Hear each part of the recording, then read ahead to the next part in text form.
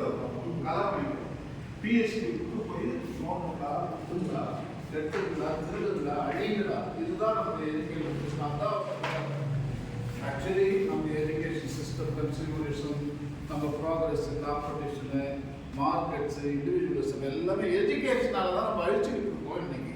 ஏன்னா எஜுகேஷன் தான் இதெல்லாம் படிக்கணும். எப்படி நம்ம கம்ப்ளீட் பண்ணோம், எப்படி நம்ம கன்சியூம் பண்ணோம், எப்படி முன்னேறணும், எப்படி மார்க்கெட்ஸ் கொண்டு வரணும்லாம் எஜுகேஷனில் தான் நம்ம கொண்டு வரணும்.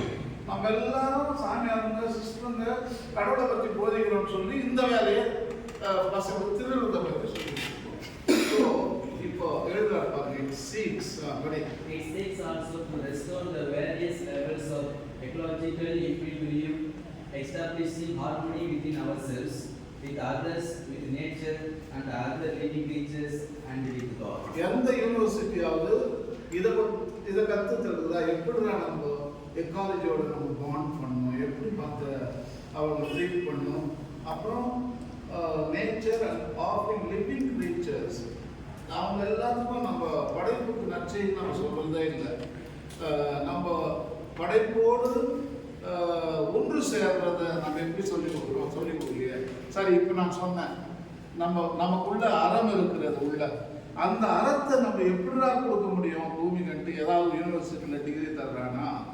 இப்போ இந்த அதர் வேர்ட்ஸ் இன்னும் உங்களுக்கு நல்லா புரியணும்னா, அன்பை பற்றி எம்ஏ பிஹெச்டி பண்ணுறீங்களா? இல்லையே. கம்பேஷனை பற்றி ஏதாவது ஒரு யூனிவர்சிட்டியில் கம்பேஷன் பற்றியும், மர்சி பற்றியும், ஃபர்கிவ்னஸ் பற்றியும், தாராளம் பகிர்தலை பற்றியும், அப்புறம் என்னது நம்முடைய பேராசை பற்றியும் அதை எப்படி அடக்கணும் அப்படின்னு சொல்லிட்டு யாராவது அறத்தை பற்றி அப்படியே அழகா மனிதனுக்கு தேவை அறம் தான் யாராவது பிஹெச்டி பண்ணியிருக்காங்களா? யாராவது எம்ஏ கொடுத்தாங்க?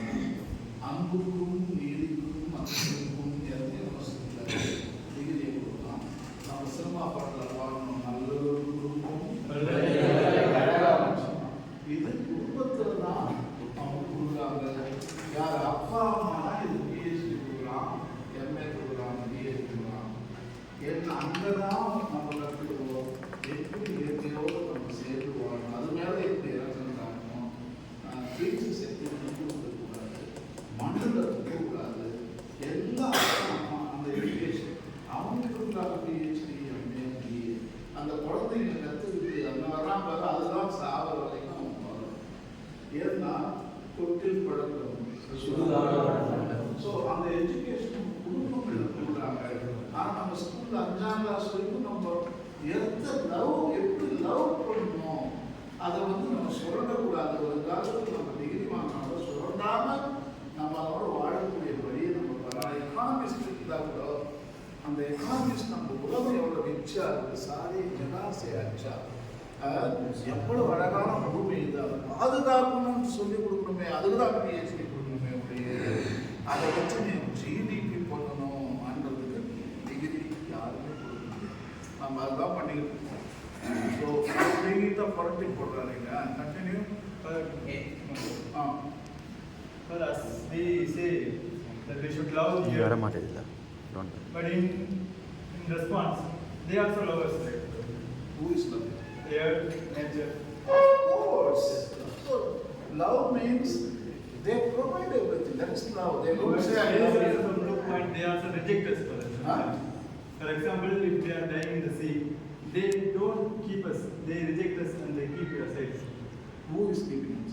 Sea, nature, water. What Nature for nature.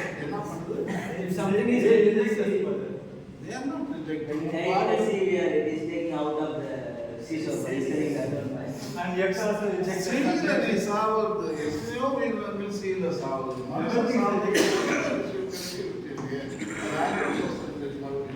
மனுஷன் சாவது இம்பார்ட்டன்ட் சொல்றேன். மனுஷன் சாவது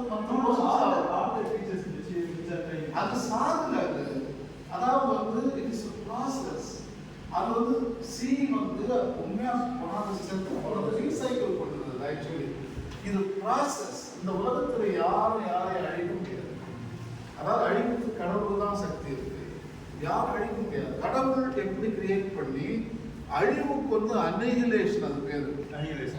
இது வந்து நம்ம வந்து எதையுமே அழிக்க முடியாது. அதுதான் சயின்டிபிக் ட்ரூத். அதுதான் செகண்ட் லா ஆஃப் தெர்மோடைனாமிக்ஸ். அதாவது only you can transform things, solid, liquid, gas and plasma, solids. இப்போ நீ வந்து சாலிடை தூக்கி வெட்டினீங்கன்னா தண்ணியாக மாறும், லிக்விடாக மாறும். லிக்விடை இன்னும் பண்ணீங்கன்னா கேஸாக மாறிடும். கேஸை இன்னும் சுட்டினா இதாகிடும், மின்னம் ஆகிடும். அப்புறம் மறுபடியும் தண்ணியாகும். நீ எதுவுமே நீ டிஸ்ட்ராய் பண்ண முடியாது.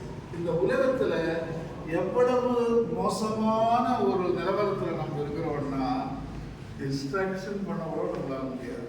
அதுதான் பாயிண்ட். அதனால தான் ஜான் மியூர் அழகான ஒரு இது சொல்லுவார், போட்டு everything in nature called destruction must be creation, a change from beauty to beauty.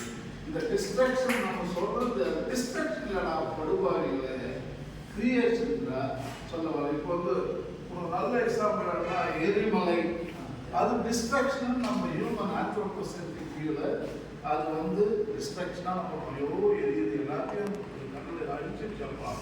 ஆனால் கொஞ்ச நாள் நீ புரிஞ்சு போகிறது அதுதான் ஐலாண்ட் மாறுது.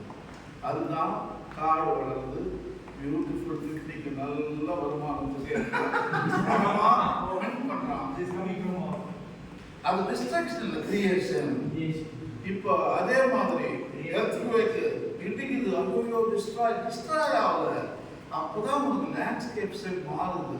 பிளேட் டெக்டானிக்ஸ், மலைகள் உயர்த்தப்படும், பள்ளத்தாக்குகள் உயர்த்தப்படும், மலைகள் தாழ்த்தப்படும், எல்லாமே லேண்ட்ஸ்கேப் மாறுது. அப்போதான் பெட்ரோல், டீசல், மண்ணெண்ணெய் எல்லாமே அந்த எர்த்குவேக்கில் தான் கிரியேட் ஆகுது.